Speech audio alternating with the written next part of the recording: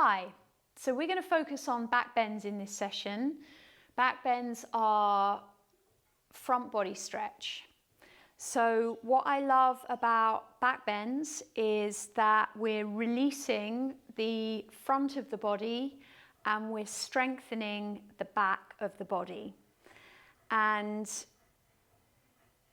you can liken sometimes a back bend to having a very strong cup of coffee, because the release that occurs, quite often we're not used to opening the front line and releasing in that way. So when we do that, the feelings and the experience that can occur through releasing the front line can be pretty awesome. So here we go. So we're going to start off in some cat-cow. If you like, going back to some of the sessions we've just done, you know, the spine mobility, starting in standing position with your feet hip distance apart, and slowly, you know, taking your time to curl down and then taking your time to curl up again. That's a great limber and start off. But for the purpose of this video, we're going to go straight into cat-cow. So we're going to start on all fours. You're going to position your knees underneath your hips and your wrists underneath your shoulders. And I really want you to take some time here to notice your hands. So I want you to spread your fingers, and you're rooting down through the knuckle of the first finger and the heel of the thumb. Now, if you need a little bit more stability, you can tuck your toes under behind you. Otherwise, you're just going to have the tops of your feet resting into the floor. So on your inhale, we're going to lift the chest and tilt the pelvis. Soften into your arms slightly. So this is our first front body stretch. So as you bend your arms, you're just breathing here. Go easy on your neck. You're drawing your belly in and up. And then on your next exhale, you're going to start to round your spine. So you're creating that rounding, you're lifting your spine up towards the ceiling, you're pressing your palms deeper into the floor. So we're going to start to sync the movement with the breath.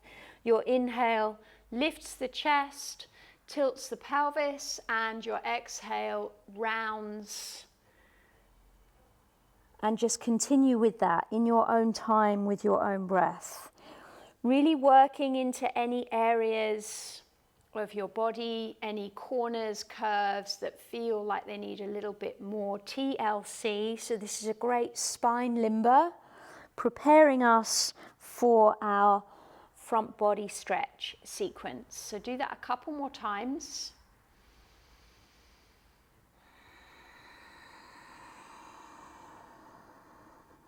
Once more.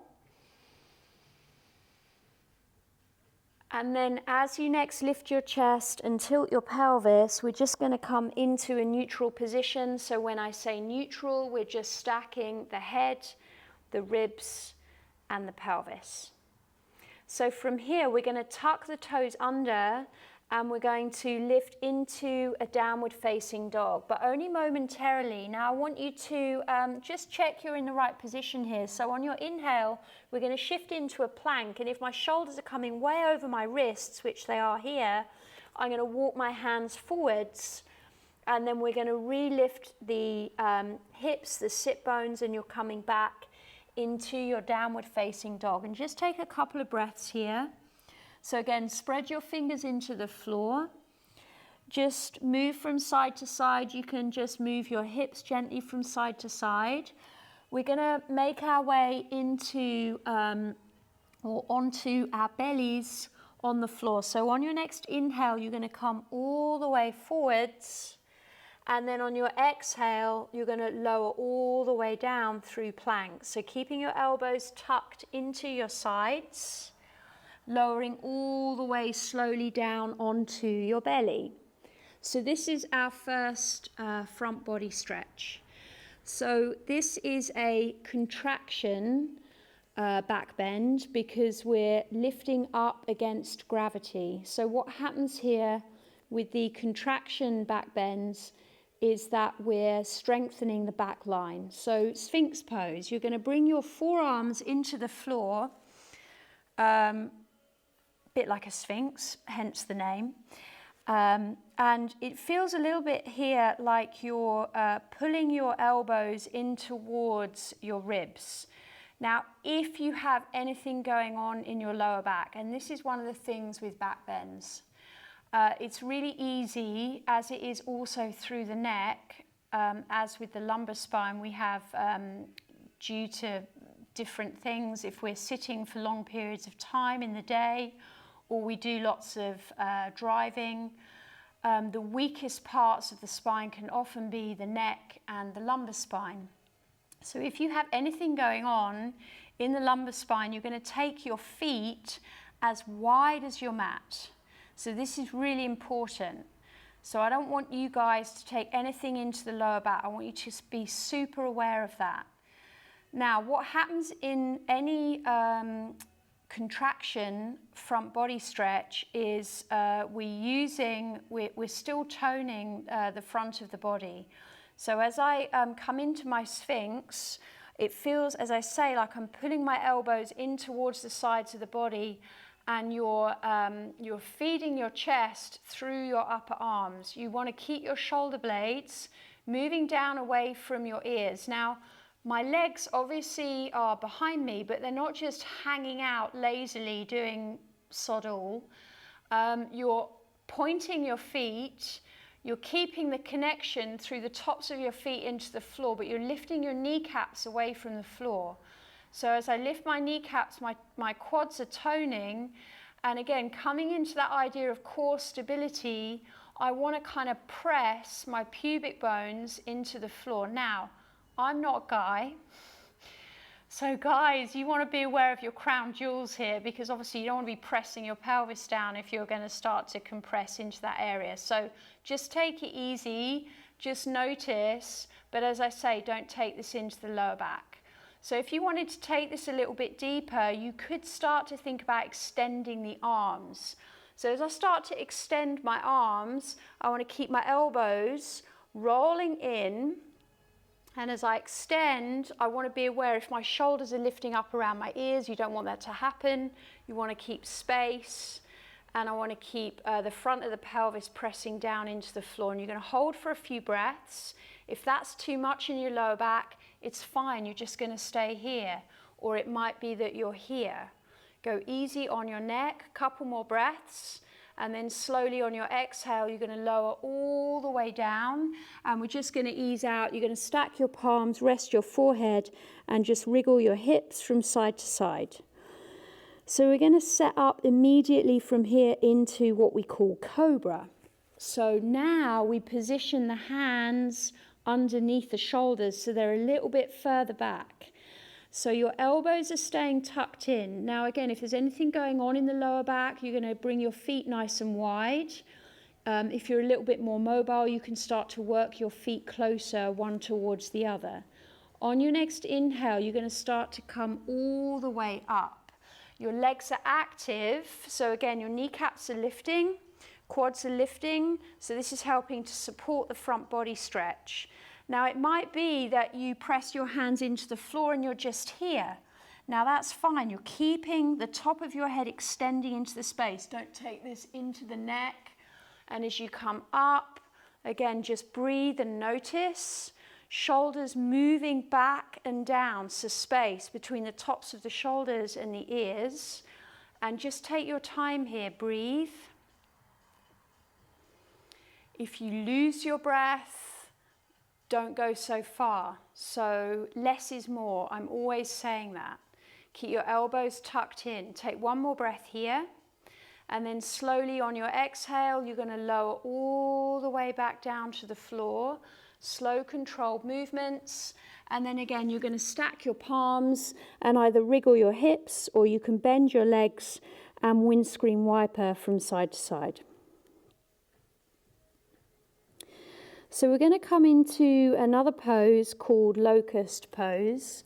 This involves bringing the arms down by our sides, and there are different variations of this. So remembering that this is a contraction back bend, so we're really working with the, extensors either side of the spine. So we're toning the extensors. So this is really deep underlying muscle work. So on your next inhale, you're keeping your head in neutral, your gaze down towards the floor. When you're ready, you're going to start to slowly lift your legs, your thighs, and then your chest away from the floor. Now you can keep the backs of your hands pressing into the mat, or you can slowly start to lift them away from the floor. Keep your neck long. See if on your inhale you can come up a little bit higher.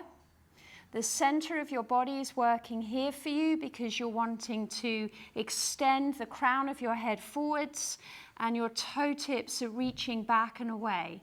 So it feels essentially like the body's moving in two different directions.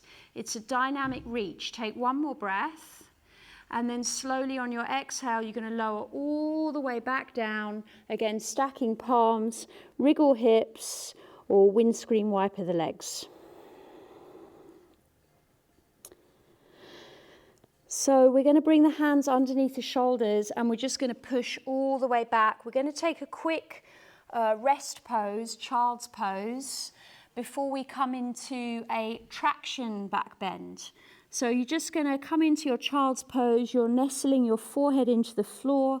If you're way away from the floor here, you could stack your fists one on top of the other. If you're way away from that even, if you've got a book, or a blanket or a cushion, you can come into this position. Ideally, we want the sit bones releasing back towards the heels. Now, I use counter poses in the practice because I always think of this wave-like movement. So when we look at our yoga practice, often, rather than keeping the poses static, especially when we're working with the spine, it's really nice to find that wave of movement. So if we're looking at front body stretch and we're doing this movement, it's really nice to then come into this movement. So we're really starting to kind of move and synchronize the body with the breath, but that's a little bit further down the line. So right now we're just segmenting if this is new to us. So a traction back bend is when we're working with gravity to help us. So we're going to come into camel pose, and many of us, when we come into camel, it's a high kneeling position, need a little bit of extra cushioning for the knees. So you can take your mat and you can fold it in, because I really want you to look after your kneecaps. You only get one pair, unless of course you want kneecap replacements. So isn't science a wonderful thing? But let's look after them as much as we can. So we're in this position, we're in a high kneeling position. So what we're going to start to do is, again, we're releasing the front of the body. Now, for many of us, as I say, we take the back bend too much into the lumbar spine. And I know this from experience myself. So a really nice way to come into this is to use the hands into the lower back. Now you can either have your fingertips pointing down towards your feet, or you can lift your fingertips up if you have the rotation and the mobility in your shoulders, therefore your elbows and your wrists.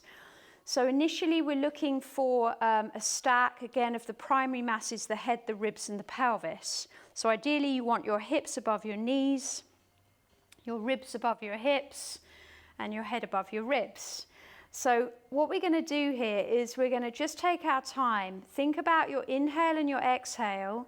And as you breathe in, I want you to think about lifting your sternum up. Now, as you start to lift your sternum up, you can start to lift your gaze up a little bit. Now, you want to keep your pelvis in line with your hips, pelvis in line with your knees.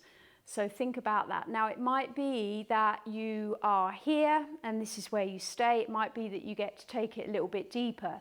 Your shoulder blades are moving together behind your chest. Take a couple of breaths, go easy on your neck, and then slowly we're just going to come all the way back up. Now, if that's enough for you, then you're going to stay there and you're just going to play around with that with the breath. Otherwise, you'll notice I've got my toes tucked under behind me. So if we're a little bit more mobile in the front of the body, we're going to try and reach for our heels, but not at the expense of the lower back. So if you feel any twinging, any nerve or pain in the lumbar spine, you're just going to stay here with the hands. Otherwise, on your next inhale, you're going to think about lifting the chest. You're drawing your belly in and up, so you're using your deep underlying abdominal muscles. So this is the traction part. The front of the body is engaging. My quads are engaging to help to support as I fall using gravity into the camel pose. I've found my heels, and as I find my heels, I'm moving my shoulder blades together and I'm getting that awesome front body stretch. I'm trying to push my pelvis and my hips forwards, and I'm holding here. Try not to allow the head to go all the way back. Now you could do that potentially, but only if you're really mobile in, I can't talk here, only if you're really mobile in the shoulders. Because if I can squeeze my shoulder blades together, I'm providing a platform to support the back of the head. So most of us are probably going to be here. I don't want anyone with injured necks, please. And then to come up, we come up both sides at the same time, so we use a little bit of momentum to come all the way up. And if you wanted to go a little bit further, then you could bring the tops of your feet down into the floor so you have further to reach back for the heels. Otherwise, we stay here or we stay here, but if we're happy exploring, then we might come all the way back. And there are these movements, they're subtle movements. So you're breathing and you're releasing the whole of the front of your body. Again, to come back out, you're not coming up one side and then the other side, you're using a little bit of momentum. You're bracing the front of your body to come all the way back through center. Okay, so the final back bend that we're going to play around with is bridge and then maybe full wheel for those of us that are familiar to yoga or we're a little bit more mobile in the front line of the body. So bridge, I'm sure you're familiar with. So we could have our block handy. If you don't have a block, I probably wouldn't recommend a book here because it's going to take some of the weight. So if we are restricted in the front line, we could use a bit of support. You could use a cushion. So feet into the floor, your legs are bent. Slowly, you're going to start to lift the back of your body away from the floor. So if you wanted to use a support here, you're using it underneath your pelvis, and you can come into this space. And this is a really nice way of working and breathing. We're releasing. There's no effort. It's really nice for the hips. We could start to take the feet a little bit further out to the side. And you're getting all the benefits of the front body stretch without too much exertion. If you wanted to come a little bit deeper, we press the feet a little bit further into the floor, and then one after the other, you're looking to walk the shoulder blades towards one another. You might even be able to interlace the fingers underneath you, and you're pressing down through the outside edge of your arms into the floor. You want to keep your knees tracking in line with your toes. And ideally, we want the ankles underneath the knees, but you can't see because your head's up the other end. So if you're like this and your toes are turning out, see if you can just slowly walk them back in. Your chest is moving in towards your chin is moving away from your chest. And just notice, take a couple of breaths, and then when you're ready on your exhale, release the fingers and slowly with control, lower all the way back down into supine position. So if you're fairly used to working like that and you wanted to play around with a full wheel, you might not have done it. I think as when we were kids, they were called crab pose. I don't think anything bad is necessarily going to happen if you're a little bit restricted in the front line. And we can break this down a little bit more, perhaps in other sessions. But if you wanted to give it a go, bearing in mind that when we come into our full wheel, we're relying on a lot of mobility in the shoulders. So you'll know whether or not you're going to come up into this We place the hands underneath the shoulders. Now, the fingertips point towards the heels. And you'll know, I think, already whether or not this is going to be possible, because many of us, when we come into this, can't even get the palms to the floor, which is basically just tightness in the shoulders, which is fine. We can work with this. So back bends for me are my biggest success rates, particularly for people that are working with strength work. Often after only a few sessions with me and with some assists, people can start to get up into full wheel on their own. So it just takes focus and release and breathing. So you start to bring your hands underneath you, you walk your heels in towards your sit bones, and now you press into your feet and you lift your butt momentarily before you press into your hands, and then you come into some form of wheel posture. So this is the full front body stretch. Let the top of your head hang down and just breathe here and notice. Some of you are going to be here with the arms bent and the legs bent, and that's fine. Do not use the top of your head as a support. So as you come down, you're going to start to bend the arms, tuck your chin to your chest, and you're landing lightly onto the back of the head. Now to release out, we hug the legs in and we just rock from side to side. Strong on the wrists, so ease out through the wrists, ease out through the lower back, and well done.